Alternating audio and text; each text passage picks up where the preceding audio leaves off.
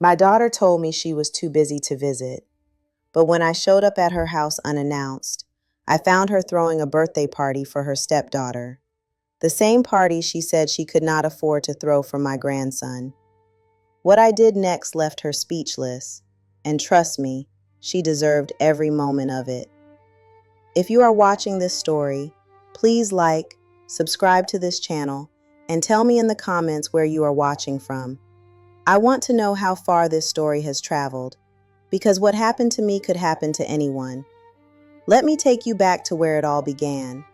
My name is Clara Mitchell, and I am 67 years old. I have lived in a quiet neighborhood in Austin, Texas for the past 42 years. This house, with its creaky wooden floors and the rose garden my late husband planted, has seen everything. Births, deaths, celebrations, and now, the unraveling of something I thought was unbreakable. My family. I raised 2 children in this house. My son Theodore, who everyone calls Teddy, and my daughter Clara. Teddy lives 3 hours away in Houston with his wife and my precious grandson Oliver, who just turned 8. Clara lives right here in Austin, only 20 minutes from me, with her husband Raymond and his daughter from a previous marriage, a girl named Cassandra. For years, I believed Clara was my anchor. She was the one who called every Sunday, who brought me groceries when my hip was bad, who sat with me through the long nights after my husband Harold passed away 4 years ago. I thought we had something special, something unshakable. I was wrong. The first sign came 3 months ago, though I did not recognize it at the time. It was a Thursday afternoon, and the autumn sun was casting long shadows through my kitchen window. I was peeling apples for a pie, the same recipe my mother taught me when I was just a girl. The phone rang, and I saw Clara's name on the screen. "Mom, I need to ask you something," she said. Her voice had that particular tone, the one she used when she wanted something, but did not want to seem like she was asking. "Of course, sweetheart, what is it?" "Raymond's company is having some financial trouble. We are a little tight this month. I was wondering if you could help us out with Cassandra's dance lessons. They are $300 and we just cannot swing it right now." I did not hesitate. I never did when it came to my children. "Of course, honey, I will transfer it today." "Thank you, Mom, you are the best. I will pay you back as soon as things get better." I transferred the money that afternoon. I did not think twice about it. 2 weeks later, she called again. This time it was $500 for car repairs, then $400 for an unexpected medical bill, then $600 for a plumbing emergency. Each time I gave without question. Each time she promised to pay me back. Each time I told her not to worry about it, that family helps family. But something was shifting, something I could feel but not name. The Sunday calls became shorter. Sometimes she would rush off the phone after only 5 minutes, saying she had somewhere to be. When I asked about visiting, she always had an excuse. "Too busy. Cassandra has activities. Raymond is working from home and needs quiet." I understood. Life gets hectic. I remembered what it was like raising children, juggling schedules, trying to keep everything together. What I did not understand was why she had time for everyone except me. It was my neighbor Dorothy who first planted the seed of doubt. Dorothy is 73, a widow like me, and we have been friends for over 30 years. She sees everything that happens on this street, and she is not shy about sharing her observations. We were sitting on my porch one evening, drinking sweet tea and watching the fireflies dance across the lawn. Dorothy took a long sip of her tea and then turned to me with that look she gets when she is about to say something she knows I will not want to hear. "Clara, when was the last time Clara came to see you?" I thought about it, really thought about it. "She was here about 6 weeks ago. She dropped off some medicine I needed." Dorothy nodded slowly. "And how long did she stay?" "Maybe 20 minutes. She was in a hurry." Dorothy reached over and patted my hand.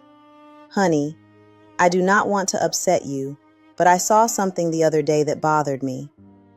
What did you see? I was at the Westbrook Mall, getting my glasses adjusted. I saw Clara in the food court with that stepdaughter of hers. They were laughing, shopping bags everywhere. They must have been there for hours. I felt something cold settle in my chest, but I pushed it away. She is allowed to spend time with Cassandra. That is her stepdaughter. I know.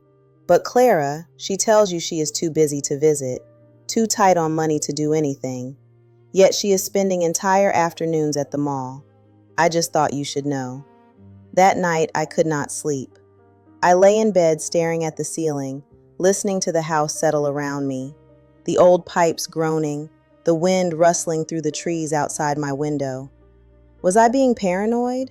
Was I being unfair? I told myself that Dorothy was just being protective, that Clara was a good daughter who loved me, that there had to be an explanation. But the seed had been planted, and it would not stop growing. The following week, I tried calling Clara 3 times. Each time she did not answer. She texted me back hours later with brief messages. Sorry, Mom, super busy. We'll call you later. Later never came. Then came the moment that changed everything. It was Oliver's 8th birthday, my grandson Teddy's son. The party was in Houston, 3 hours away, and my hip had been acting up. Teddy had offered to come get me, but I told him not to bother, that the drive would be too long for my old bones. I called Clara instead. Honey, Oliver's birthday is next Saturday. Would you and Raymond be able to drive me to Houston? I would love to see my grandson. There was a pause, a long one. Mom, I wish I could, but we already have plans that day. Cassandra has a recital, and we promised we would be there. You know how important it is to support her. My heart sank, but I understood. Or I tried to. Of course, family is family. I will see if I can arrange something else. I ended up not going. My hip was too bad, and I could not find anyone else to drive me. I sent Oliver a card with a $100 bill inside and called him to sing happy birthday over the phone. His little voice was so disappointed. Grandma, I wish you were here. I saved you a piece of cake. I cried after I hung up. Not because I missed the party, but because I felt like I was losing my family, piece by piece. Then Dorothy called me 3 days later. Clara, are you sitting down? I sat down. I just saw something on that Facebook thing. My granddaughter showed me how to use it.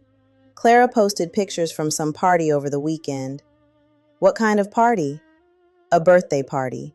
For Cassandra. It looked like a big to-do. Decorations, a fancy cake, the whole 9 yards. I felt the blood drain from my face. But Cassandra's birthday is not until March. Dorothy was quiet for a moment. Honey, the post said it was her half-birthday celebration. Apparently that is a thing now. Kids celebrate being 6.5 or whatever. I could not speak. Clara, the party was on Saturday. The same Saturday she told you she could not drive you to Oliver's birthday because Cassandra had a recital. The room seemed to tilt around me. I gripped the edge of the kitchen counter, trying to steady myself. There was no recital. There was a party. A party for a half-birthday. While my grandson, her actual nephew, was celebrating his real birthday 3 hours away without his grandmother. I thanked Dorothy and hung up the phone. Then I sat at my kitchen table for a very long time. I did not cry. I did not scream. I just sat there, feeling something hard and cold forming in my chest. This was not about money or time or busy schedules. This was about choice. Clara had chosen Cassandra over Oliver. She had chosen a half-birthday over a real one. She had chosen a stepdaughter she had known for 3 years over the grandson she had held as a newborn. And she had lied to me about it. That night, I could not sleep again. But this time, it was not sadness keeping me awake. It was clarity.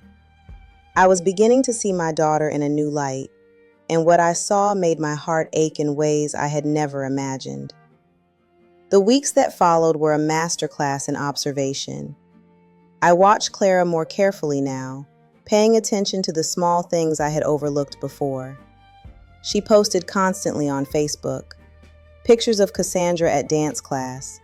Pictures of family dinners at expensive restaurants. Pictures of shopping trips and spa days and weekend getaways. Meanwhile, she kept asking me for money. $300 for Cassandra's new dance costume, $200 for school supplies, $400 for a broken appliance. I gave it to her, every time. But now I was keeping track. I wrote down every amount in a small notebook I kept in my kitchen drawer. Over the past 4 months, I had given Clara nearly $6,000. $6,000 while she was posting pictures of designer handbags and fancy brunches. I thought about confronting her. I thought about calling her out on her lies. But something held me back. Maybe it was the hope that I was wrong, that there was some explanation I was missing. Or maybe it was the fear of what would happen if I was right. Then came November, and everything came to a head. It started with a phone call from Teddy. My son's voice was tired, worn down in a way I had never heard before. "Mom, I do not know what to do. Sarah lost her job last month and we are struggling. Oliver needs new winter clothes, and his school is asking for money for a field trip. I hate to ask, but could you help us out?" I felt my heart break for him. Teddy had never asked me for money, not once in his entire adult life. "Of course, sweetheart. How much do you need?" "Maybe 500. I will pay you back as soon as I can." "Do not worry about paying me back. Family helps family." After I hung up, I transferred the money immediately. Then I sat down and looked at my notebook. $6,000 to Clara for fake emergencies. $500 to Teddy, who was actually struggling. The math told a story I did not want to believe. That same week, Clara called me again. Her voice was sweet, almost too sweet. "Mom, I need to ask you something. Raymond's mom is coming to visit for Thanksgiving, and we really want to make a good impression. Could you help us out with some extra money for groceries and decorations?" "How much do you need?" "Maybe 800. I know it is a lot, but this is really important to Raymond." I took a deep breath. "Honey, I am sorry, but I cannot this time. I just helped out Teddy and Sarah, and my savings are getting low. I need to be more careful." There was a silence on the other end of the line, a cold, hard silence. "You helped Teddy. You gave him money, but you cannot help me. He was in a real emergency, Clara. Sarah lost her job, and my situation is not an emergency. Is that what you are saying?" "I am saying I cannot give you money right now. I am sorry." She hung up on me, did not say goodbye, did not say she understood, just hung up. She did not call me for 2 weeks after that. Thanksgiving came and went. I spent it alone, eating a small turkey breast I cooked myself, watching old movies on television. Clara did not invite me. She did not even call. Teddy invited me to come to Houston, but my hip was bad again, and I did not want to be a burden during their difficult time. I told myself it was fine, that I was fine, that families go through rough patches and this was just one of them. But it was not fine, and I was not fine, and something inside me had started to change. It was December when Dorothy came over with her tablet and showed me something that made my blood run cold. "Look at this," she said, her voice tight with anger. "Look what your daughter posted." I looked at the screen. It was a picture of Clara, Raymond, and Cassandra standing in front of a beautiful Christmas tree. They were all wearing matching pajamas. Behind them, I could see a pile of wrapped presents that seemed to go on forever. The caption read, "So blessed to have my perfect little family. Cassandra asked Santa for a puppy, and guess what? Santa delivered. Welcome to the family, princess." There was a picture of Cassandra holding a tiny golden retriever puppy. I looked at the date on the post, December 15th. 4 days earlier, Clara had texted me asking for $500 because she could not afford to fix her car's heating system. I had transferred the money that same day. They can afford a puppy and matching pajamas and a mountain of presents, Dorothy said, her voice shaking with indignation. But they cannot fix their own car without your money. Something inside me snapped. Not loudly, not dramatically, just a quiet breaking, like a thread being cut. I handed Dorothy her tablet back and stood up. Thank you for showing me this. What are you going to do? I smiled, but it was not a happy smile. I am going to get to the bottom of this. And then I am going to do what needs to be done. The next day, I did something I had never done before. I drove to Clara's house unannounced. My hip protested with every press of the gas pedal, but I did not care. There was a fire in me now, a determination that overcame the pain. Clara's house was in one of those new subdivisions on the edge of town. Big houses, manicured lawns, shiny cars in every driveway. I remembered when she and Raymond bought this house 3 years ago. I gave them $10,000 for the down payment. I pulled into the driveway and sat there for a moment, gathering my courage. The house looked festive, decorated for Christmas with lights and wreaths and an inflatable Santa in the front yard. I got out of my car and walked to the front door. I could hear music coming from inside, laughter, the sounds of a party. I rang the doorbell. Raymond opened the door. His face went through several emotions in rapid succession: surprise, confusion, and then something that looked almost like fear.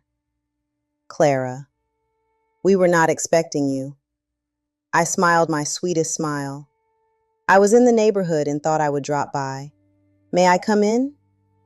He hesitated just a fraction too long before stepping aside. Of course, come in. I walked into the house and stopped dead. The living room had been transformed into a winter wonderland. There were balloons everywhere. Pink and white streamers hung from the ceiling. A banner stretched across the wall that read, "Happy Birthday, Cassandra." A table was piled high with presents. Another table held an elaborate cake shaped like a castle. There had to be 20 people there, adults and children, all dressed up and celebrating. Clara saw me from across the room. The color drained from her face. "Mom, what are you doing here? I thought you said Cassandra's birthday was in March." "It is. This is just a little early celebration. Raymond's family could only come this weekend, so we decided to do it now."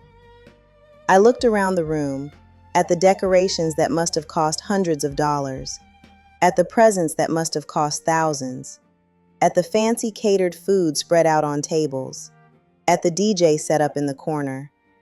This does not look like a little celebration. Clara grabbed my arm and pulled me toward the kitchen, away from the other guests. "Mom, you cannot just show up like this. You are embarrassing me." "I am embarrassing you. I am your mother. You know what I mean. This is Cassandra's party. This is not the time for family drama." I looked at her, really looked at her, and for the first time in my life, I did not recognize my own daughter. 3 weeks ago, you told me you could not afford to drive me to Oliver's birthday party because Cassandra had a recital. There was no recital, was there? You were planning this party. Clara's jaw tightened. That is not fair. Not fair. You know what is not fair. Oliver cried because his grandmother was not at his birthday. Your nephew, your blood relative, and you chose to throw a party for a child you have known for 3 years over being there for him. Cassandra is my family too. I know she is. And I have nothing against that sweet girl. But you lied to me, Clara. You looked me in the eye and lied. And it is not just about Oliver. It is about everything. I pulled out my phone and opened my notes. In the past 6 months, I have given you $7,200. Car repairs, dance lessons, medical bills, emergencies. $7,000 while you post pictures of shopping trips and spa days and puppies and parties like this. Clara's face went red. I did not ask you for that money. You offered. You told me you were struggling. You told me you could not make ends meet. You made me believe you needed help. We did need help. For this. I gestured at the elaborate party around us. You needed help for this. Clara crossed her arms. You do not understand. Raymond's family is wealthy. They expect a certain standard. If we do not meet their expectations, they look down on us. I cannot let that happen. So you lied to your mother. You took money from a widow on a fixed income so you could impress people. You make it sound so ugly. It is ugly, Clara. It is ugly and it is wrong and it stops today. I turned and walked back toward the living room. Clara followed me, her voice rising. Mom, please, do not make a scene. Not here, not in front of Raymond's family. I stopped in the middle of the room. The music was still playing, but people had started to notice that something was happening. I raised my voice just loud enough to be heard. I want everyone here to know that I love my daughter. I raised her in a house filled with love. I taught her right from wrong. I gave her everything I could give. Mom, stop. But somewhere along the way, she forgot those lessons. She forgot what family means. She forgot that honesty and loyalty matter more than appearances. Clara's face was scarlet. You are ruining Cassandra's party. No, sweetheart. I am not ruining anything. I am just telling the truth. And maybe it is time everyone here heard it. I looked around the room at the shocked faces, at Raymond who was frozen in place, at Cassandra who was clutching her new puppy and looking confused. I am done, I said quietly. I am done being your emergency fund. I am done being the mother you call only when you need something. I am done being lied to and taken advantage of. I turned and walked toward the door. My hips screamed with every step, but I did not care. I was almost to my car when Clara came running after me. Mom, wait, please. I turned around. She was crying, real tears streaming down her face. I am sorry. I did not mean for things to get like this. I just wanted to give Cassandra a good life. I wanted Raymond's family to accept me. I got lost in it. I lost sight of what mattered.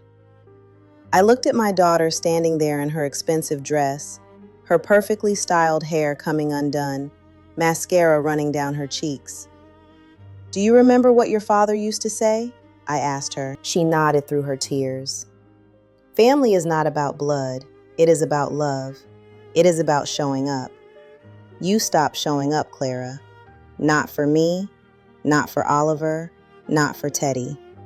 You chose a different family, and that is your right. But you cannot have it both ways.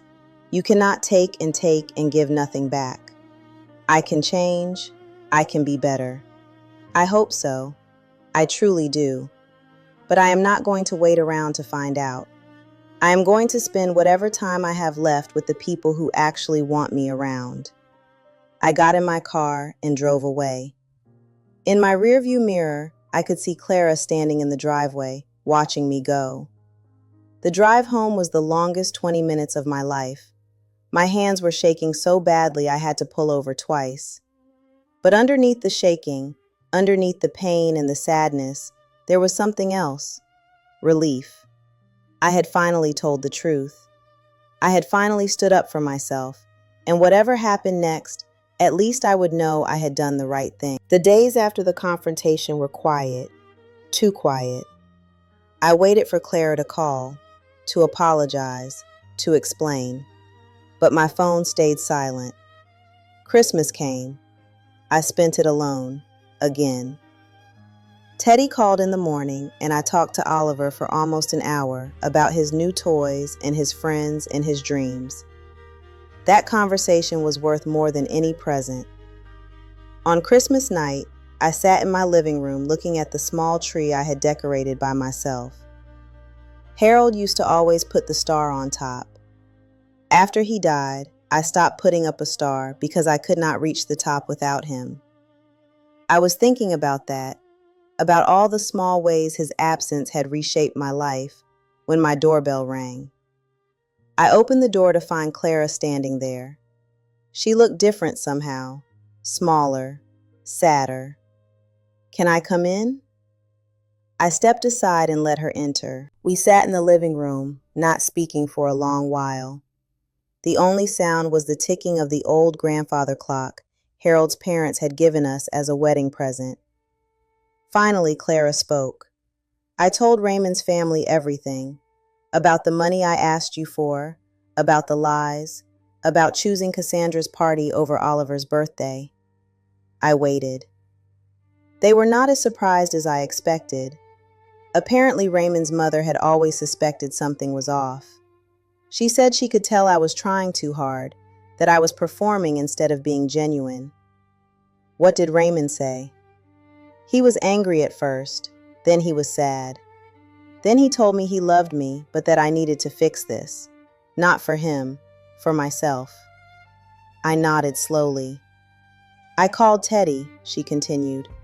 "I apologized for not being there for Oliver. I asked if I could come to Houston for New Year's. I want to see him. I want to be a real aunt, not just someone who sends cards." "What did he say?" "He said yes. He said family forgives." Tears were rolling down her face now. "Mom, I do not know how I got so lost. I do not know when impressing people became more important than being honest with the people who actually love me. But I want to find my way back.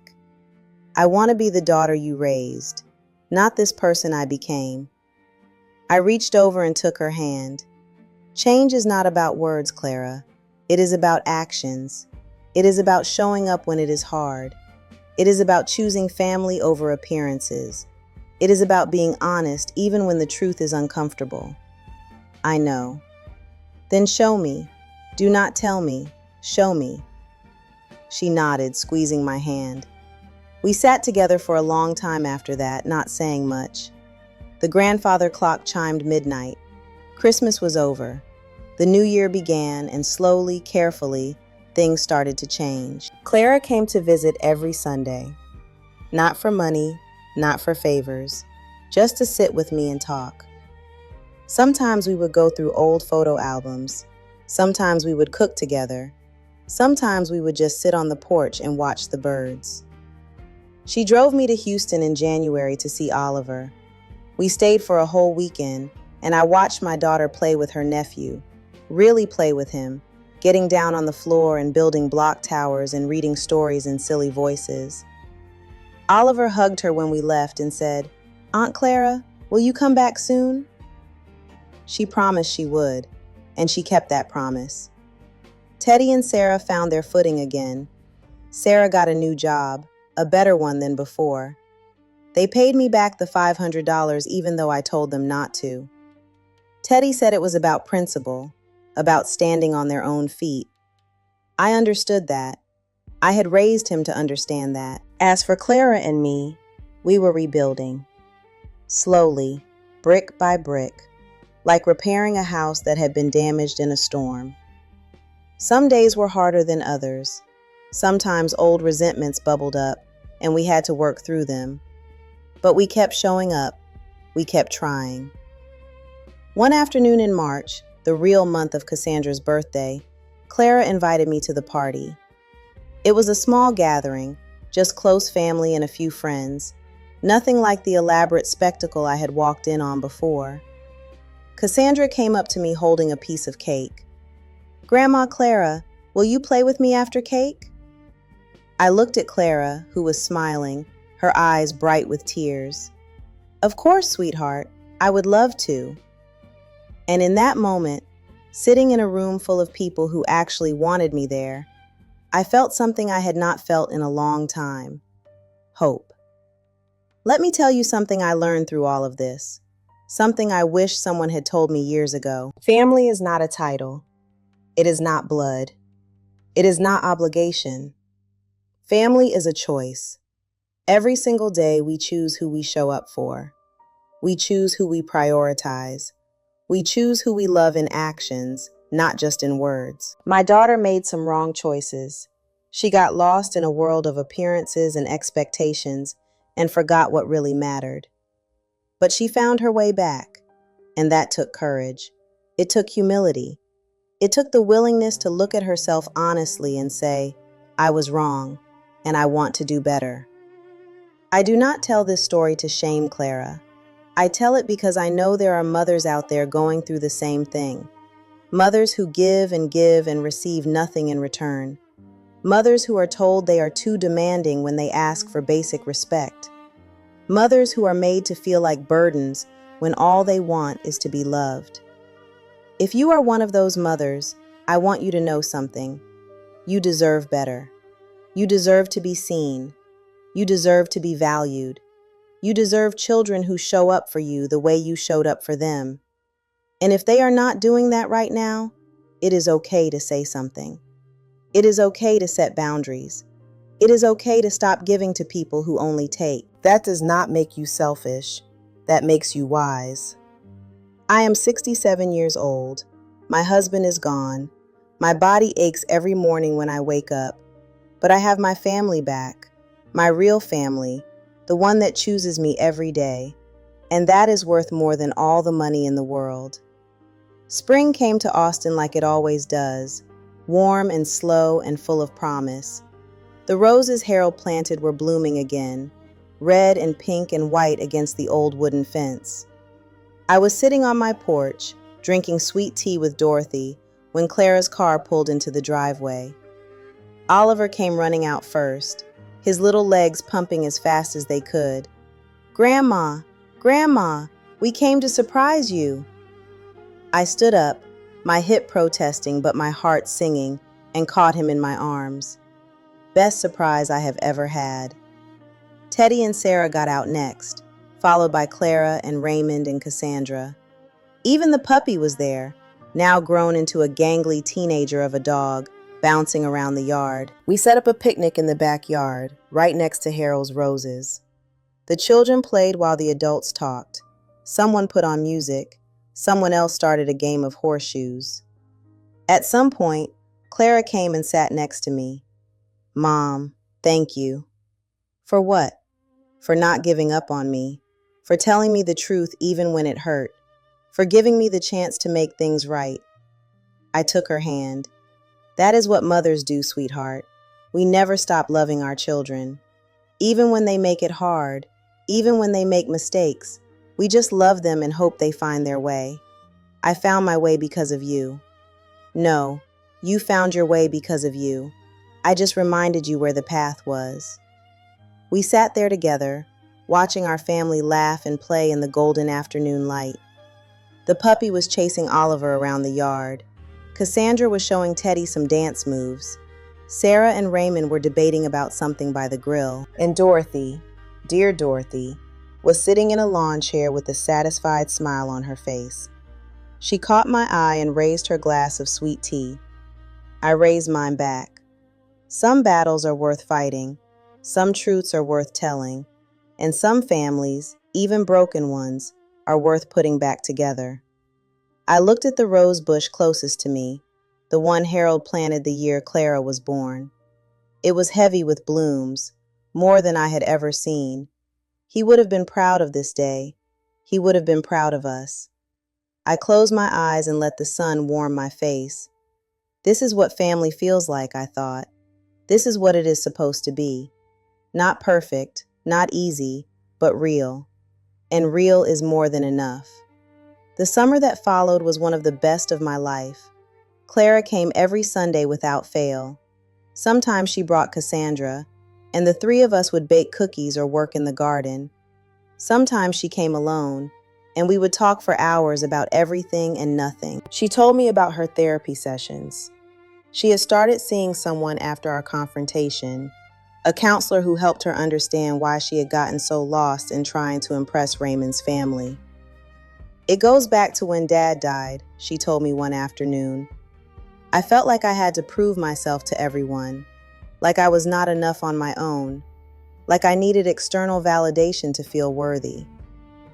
I thought about that for a long time afterward, about how grief can twist us in ways we do not even recognize, about how the absence of one person can reshape our entire sense of self. Harold had been Clara's anchor, just like he had been mine. When he died, she went adrift. She just went adrift in a different direction than I did. Understanding that helped me forgive her completely, not just in words, but in my heart. Teddy brought the family to visit 3 more times that summer. Oliver grew 2 inches and learned to ride a bike without training wheels. I was there when he took his first solo ride down the sidewalk, cheering so loud the neighbors came out to see what was happening. These are the moments, I thought. These are the moments that matter. Not parties or presents or impressive decorations. Just a grandmother watching her grandson conquer his fears, surrounded by people who love him. In August, something unexpected happened.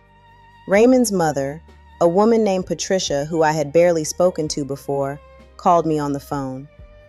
"Clara, I want to apologize." "For what?" I knew Clara was struggling to fit in with our family. I knew she was trying too hard, and instead of helping her, I just watched. I let her run herself ragged trying to meet standards that did not matter. "Why are you telling me this now?" "Because I watched what happened after you confronted her. I watched her change. I watched her become happier, more genuine, more herself. And I realized that you did something I should have done a long time ago. You told her the truth." I was quiet for a moment. "Patricia, I appreciate you saying this. I want to do better too. For Clara, for Cassandra, for all of us. I am tired of pretending that appearances matter more than people." I smiled into the phone. "Then I think we are going to get along just fine." That conversation changed things. Patricia started coming to our Sunday gatherings. She turned out to be a complicated woman, difficult in some ways, but genuinely trying to connect in others. She and I would never be best friends, but we could be family, and sometimes that is enough. Fall came again, and with it another anniversary of Harold's death. 4 years. It felt like forever and no time at all. I visited his grave alone on the morning of the anniversary. I brought roses from the garden, the ones he planted, and I sat on the bench nearby and talked to him like I always do. "You would be so proud of them," I said, "of Teddy and Clara and the grandchildren. They are finding their way. We are all finding our way." A breeze rustled through the trees, and I liked to think it was him answering back. That evening, my whole family gathered at my house for dinner. It was not a sad occasion. It was a celebration of Harold's life, of the legacy he left behind. Teddy stood up and raised his glass. "To Dad." He taught us that family is about showing up, and tonight, we are all showing up. We clinked our glasses and ate too much food and told stories until late into the night. At one point, Oliver climbed into my lap and wrapped his arms around my neck. "Grandma, I love you more than dinosaurs." Coming from an 8-year-old, that was about the highest compliment possible. "I love you more than roses," I told him. He grinned. "That is a lot of love."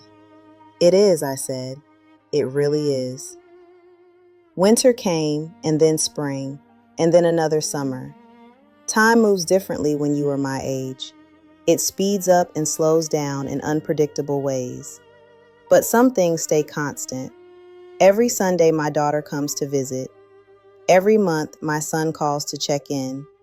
Every holiday, we gather together, imperfect but united, choosing each other over and over again. And that is the story. Not a story with a neat ending or a perfect resolution, just a story about a family that broke and healed and learned to be better. If you are still watching, if you have made it this far, I want to thank you. Thank you for listening to an old woman's story. Thank you for being here. And if any part of this resonated with you, if you are going through something similar, I want you to know that there is hope. Families can heal. People can change. Love can survive even the deepest wounds, but it takes courage. It takes honesty. It takes the willingness to tell the truth even when it hurts. I asked Clara once, months after everything happened, if she regretted the confrontation at Cassandra's party. She thought about it for a long time. "I regret that it was necessary," she finally said. "I regret that I let things get so bad that you had to do something that dramatic. But the confrontation itself? No. That was the wake-up call I needed. That was the moment everything changed." She reached over and took my hand.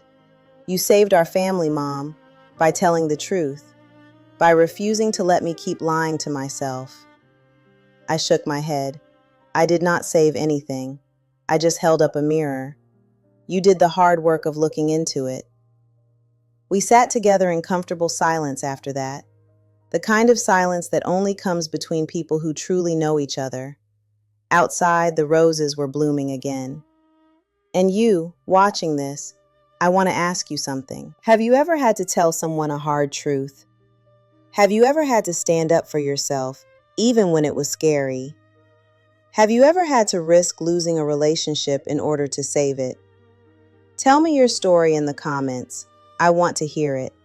I want to know that I am not alone in this, that there are other people out there who have walked this same difficult path, because that is what stories are for. Not to make us feel better about our own lives, but to remind us that we are connected, that we are all struggling with the same things, that we are all trying to figure out how to love and be loved in return.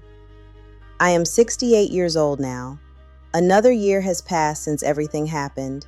My hip still aches, the house still creaks, Harold's roses still bloom every spring.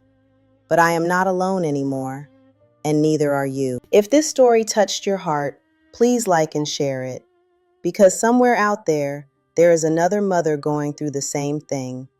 Another grandmother wondering if she is asking too much. Another woman who needs to know that it is okay to tell the truth. Let this story find her. Let her know she is not alone. God always blesses, and I am convinced that courage leads us to better days. Thank you for being here with me until the end. And now, I have a question for you. If you were in my place, what would you have done? Would you have stayed silent to keep the peace, or would you have spoken up to reclaim your voice? I want to know your answer, because every story is like a candle that can light the way for someone else. And right now, someone out there needs your light. The last thing I want to tell you is this. A few weeks ago, Oliver came to visit with Teddy's family. He is 9 now, tall for his age, with his father's serious eyes and his grandfather's crooked smile. We were sitting on the porch, just the two of us, watching the fireflies come out as the sun went down. "Grandma," he said, "do you think Grandpa Harold can see us from heaven?" I thought about it for a moment. "I do," I told him. "I think he watches over us every day." "Do you think he is proud of us?" I smiled and pulled him close. "I think he is the proudest grandpa in the whole afterlife." Oliver nodded, satisfied with this answer. "Good, because I want him to know I am taking care of you, just like you took care of everyone else." My heart nearly burst. "You are a good boy, Oliver Mitchell, the very best." He grinned. "I know." And in that moment, sitting on the porch with my grandson, watching the fireflies dance across the lawn, I understood something. This is what it was all for. The pain, the confrontation, the hard conversations, the slow work of rebuilding. It was all for this. For moments like this. For a family that shows up. For a grandson who wants to take care of his grandmother. For love that survives everything. Harold was right all along. Family is not about blood. It is about love. It is about showing up. And we showed up. All of us. In the end, that is the only thing that matters. So if you take anything from this story, let it be this. Show up. Tell the truth. Love fiercely and forgive generously. And never, ever give up on the people who matter. Because family is worth fighting for, even when it is hard, especially when it is hard. Thank you for listening to my story. Now go tell yours. The world is waiting to hear it. Meanwhile, on the screen, I am leaving you with two of this channel's most beloved stories. I am sure they will surprise you. Thank you for staying with me until this moment. God bless you all. But before you go, let me tell you one more thing. One more story within the story that I have not shared until now. It happened about 6 months after the confrontation at Cassandra's party. Things were getting better between Clara and me, but there was still a distance, a wariness, like two people learning to trust each other again after a betrayal. It was a Tuesday afternoon, unremarkable in every way. I was in my kitchen making soup, the same vegetable soup my mother used to make, the one that fills the whole house with the smell of home. The phone rang. Mom, it was Clara, and her voice was different, shaky, uncertain. Can you come over? Please? What is wrong, honey? I cannot explain on the phone. Please, just come. I turned off the stove, grabbed my keys, and drove to her house faster than I should have, with my bad hip and my old eyes. When I got there, Clara was sitting on the front porch, her face blotchy from crying. Raymond's car was not in the driveway. Cassandra was at school. I sat down next to her and waited. Raymond and I had a fight, she finally said. A bad one. What happened? He found out about something I did not tell him. My heart sank. I thought we were past the secrets. I thought we were done with lies. Clara must have seen the look on my face because she quickly shook her head. Not like that, Mom. Not money. Not lying to you. It was something else. Something older. She took a deep breath. When I was 23, before I met Raymond, I was engaged to someone else. His name was Derek. We were together for 3 years, and we were supposed to get married. I remembered Derek, vaguely. Clara had brought him to dinner a few times. He seemed nice enough. Then one day he was gone, and Clara never spoke of him again. What happened with Derek? I asked softly. He got sick. Cancer. It was fast. Only 8 months from diagnosis to the end. I was with him the whole time. I held his hand when he died. I felt tears spring to my eyes. I had not known any of this. Oh, honey, why did you never tell me? Because it hurt too much. Because I wanted to forget. Because when I met Raymond, I wanted a fresh start. And Derek felt like a part of my life I needed to leave behind. She wiped her eyes. But Raymond found out. He found an old box of photos in the attic. Pictures of me and Derek. A letter Derek wrote me before he died. Raymond is hurt that I kept this secret for so long. He feels like he does not really know me. What did you tell him? The truth. Everything. About Derek, about how scared I was, about why I hid it. And I told him about you, about our confrontation, about how you taught me that secrets only cause more pain. How did he react? He said he needs time to process. He said he loves me, but he feels betrayed. He said he does not know if he can trust me anymore. Clara broke down sobbing. I messed up again, Mom. I thought I was doing better, but I was still keeping secrets. I was still hiding parts of myself. What if I lose him? What if I lose everything? I pulled her into my arms and held her like I used to when she was a little girl, before the world got complicated, before the secrets and the lies and the distance. Listen to me, I said firmly. You made a mistake, another one. But this time, you told the truth when it mattered. You did not double down on the lie. You came clean. But what if it is too late? It is not too late. Trust me on this. Raymond is a good man. He loves you. He just needs time to understand that you were not hiding Derek to hurt him. You were hiding Derek because you were hurt. Do you really believe that? I really believe that. We sat on that porch for a long time. The afternoon turned to evening. The street lights came on one by one. Eventually, Clara's breathing steadied and her tears dried. Mom, can I ask you something? Anything. How did you and Dad do it? How did you stay together for 43 years? How did you survive the hard times? I thought about Harold, about our marriage, about the fights and the reconciliations, the moments of doubt and the moments of certainty. We showed up, I said finally, every single day. Even when we were angry, even when we were hurt, even when we wanted to walk away, we kept showing up. But how did you know it was worth it? How did you know the other person would show up too? We did not know. We just had faith. Faith in each other. Faith in what we had built together. Faith that the good outweighed the bad. Clara nodded slowly. I want that with Raymond. I want what you and Dad had. Then show him. Do not just tell him you love him. Show him. Every day. In 1,000 small ways. A car turned onto the street. Raymond's car. He pulled into the driveway and sat there for a moment, not getting out. Clara looked at me, fear in her eyes. Go, I said. Go to him. Tell him everything you told me, and then show him, every day for the rest of your lives, that he can trust you. She hugged me tight and then walked toward the car. I drove home with my heart full of conflicting emotions. Pride that Clara was finally facing her fears.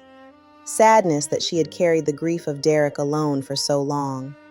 Hope that she and Raymond would find their way through this. And underneath it all, a kind of bittersweet understanding. We all have secrets. We all have parts of ourselves we try to hide. The question is not whether we are perfect. The question is whether we are brave enough to be honest when it matters. Clara was learning that lesson. The hard way, like all the best lessons. But she was learning, and that was all I could ask for. A week later, Clara called me again. Mom, she said, and this time her voice was lighter. Raymond and I talked, really talked, for the first time maybe ever. What did he say? He said he understood why I hid Derek. He said he has things in his past too, things he has not told me. He said maybe we both need to start being more honest with each other. That sounds healthy. It feels healthy.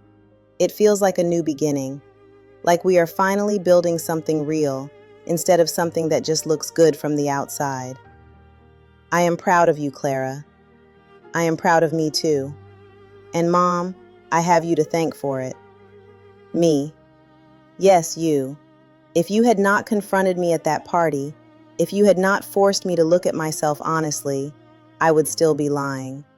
To you, to Raymond, to myself. You saved me, Mom.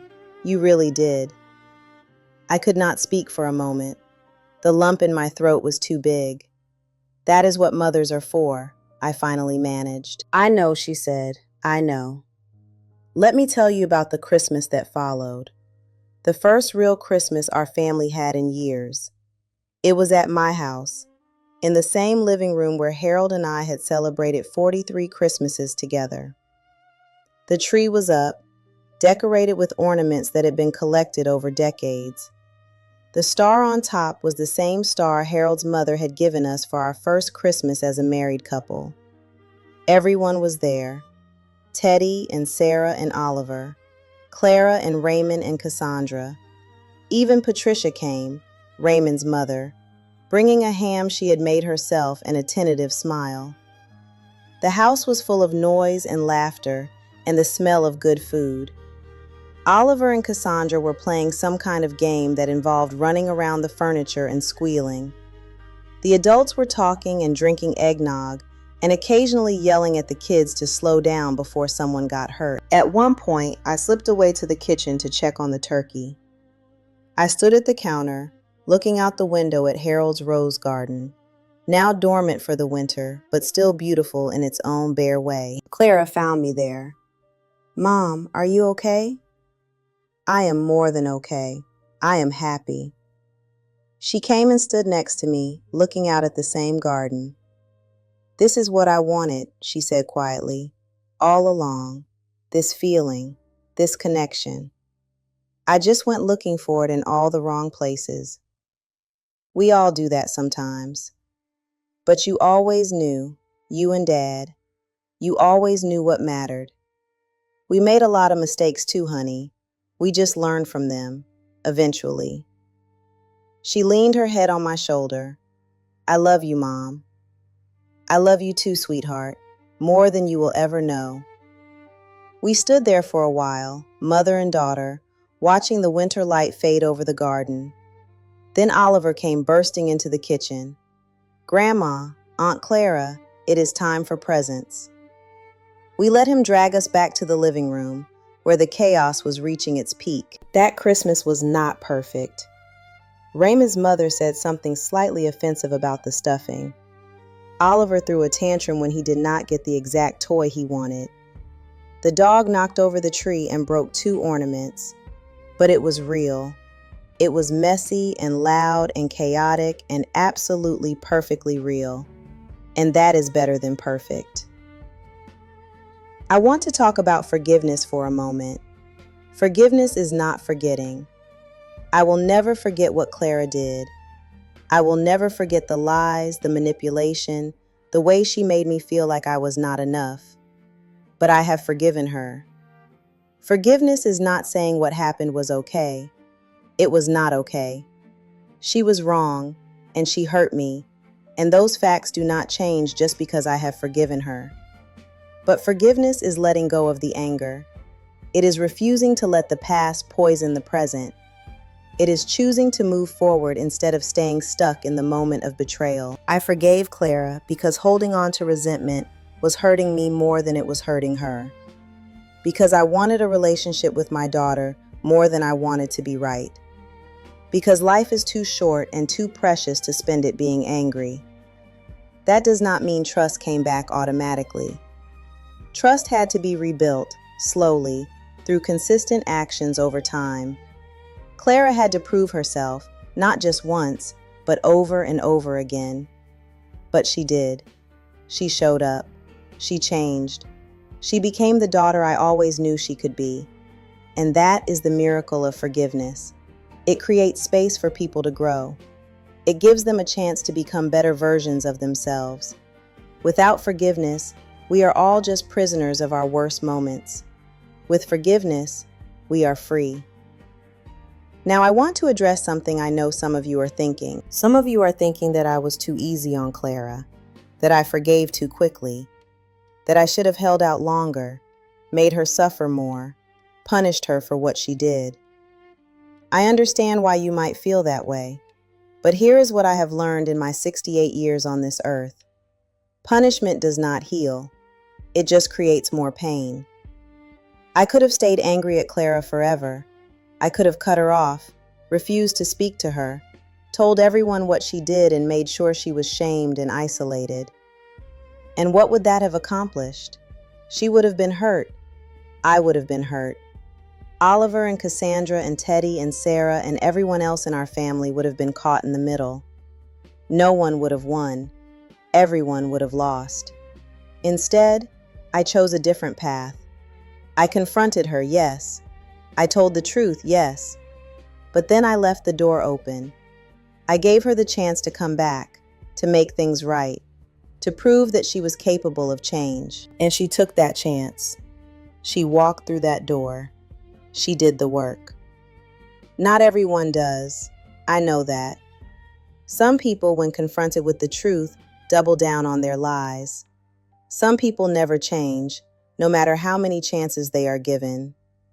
But you never know which kind of person someone is until you give them the opportunity. Clara could have been the kind who never changes, but she was not. She was the kind who just needed someone to hold up a mirror and say, look at what you have become. Is this who you want to be? She looked, she saw, and she chose differently. That is all any of us can do. Look honestly at ourselves and then choose who we want to become. There is something else I need to tell you. Something that happened last spring that changed everything once again. It was April, and the roses were just starting to bloom. I was in the garden, kneeling on the cushion Teddy bought me to protect my knees, when Clara's car pulled into the driveway. She got out and walked toward me, and I could tell immediately that something was different. There was a glow about her, a lightness I had not seen in years. "Mom," she said, and her voice was trembling. "I have news." I stood up, brushing the dirt off my gardening gloves. "What is it, honey?" "Raymond and I are having a baby." I stood there, frozen, my heart pounding in my chest. "What?" "We found out yesterday. I am 8 weeks along. We wanted to wait to tell people, but I could not wait to tell you." Tears were streaming down both our faces now. A baby. My daughter was having a baby. At 41 years old, after everything we had been through, she was giving me another grandchild. I pulled her into my arms and held her tight. "Oh, Clara, oh, sweetheart, I am so happy for you."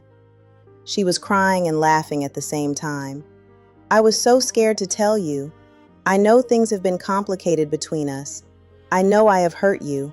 I was afraid you would not be excited." "Not be excited? How could you think that?" "Because I have given you so many reasons to be disappointed in me."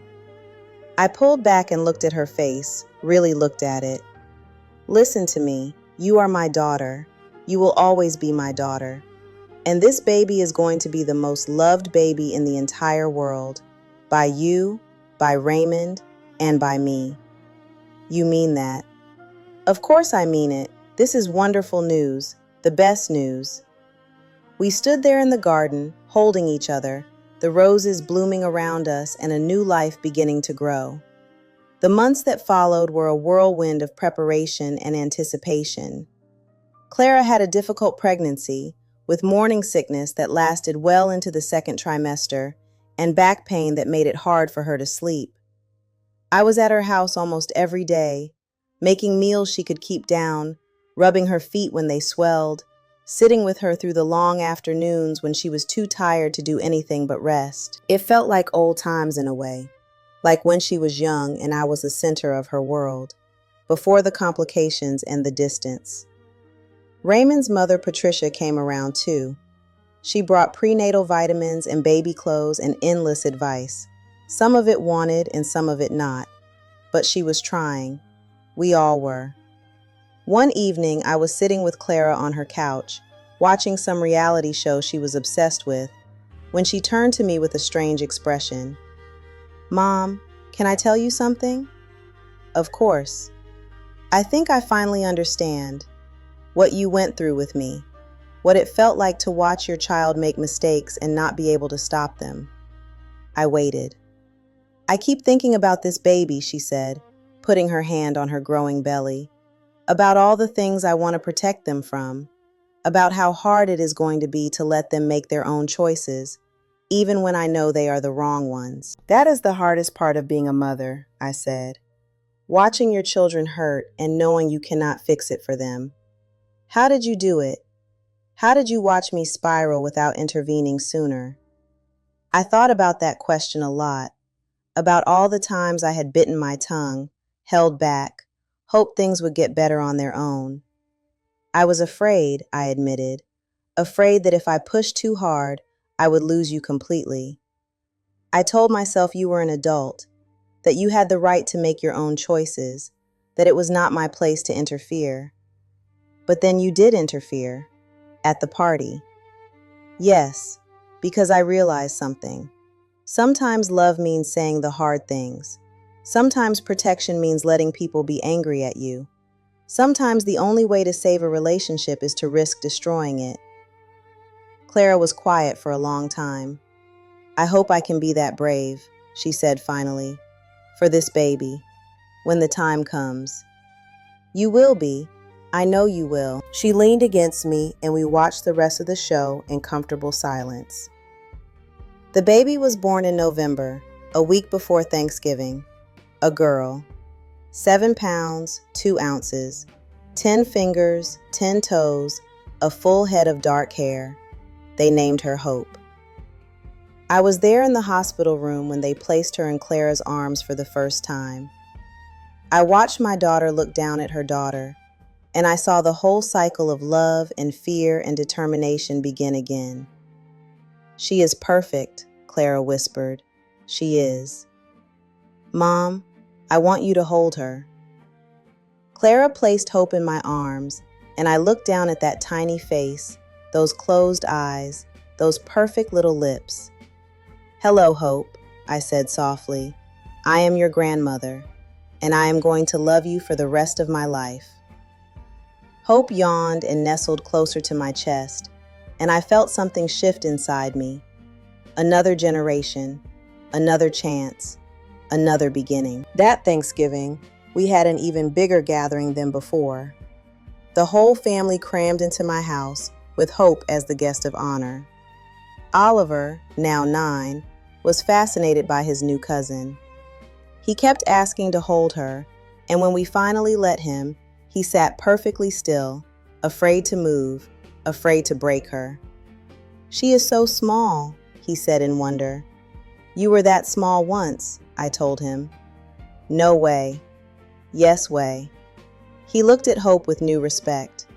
Cassandra, 12 years old now and full of preteen attitude, turned out to be surprisingly helpful with the baby.